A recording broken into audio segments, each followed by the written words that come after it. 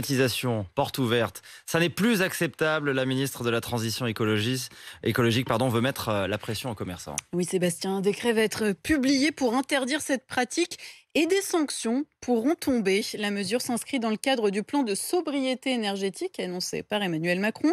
À Paris, cette mesure, elle entre en vigueur dès aujourd'hui. Lucie Rispal est allée voir ce qu'en pensaient les commerçants et les clients à Paris donc. Des climatiseurs qui tournent à plein régime et pourtant certains magasins de vêtements ont les portes grandes ouvertes en plein soleil.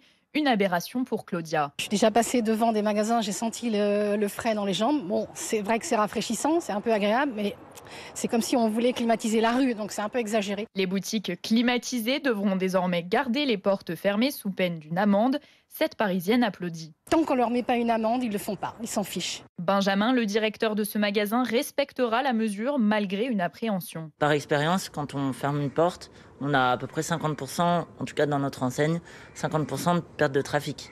Donc évidemment, c'est perte aussi du chiffre d'affaires. Pourtant, devant la vitrine, Céline l'affirme, elle ne rebroussera pas chemin si les portes d'une boutique sont fermées. Si j'ai envie d'aller acheter quelque chose de précis, c'est pas parce que la porte n'est pas ouverte que je vais pas rentrer dans le magasin. Selon la ministre de la Transition écologique, Agnès Pannier-Runacher, laisser les portes ouvertes avec la climatisation représenterait 20% de consommation en plus.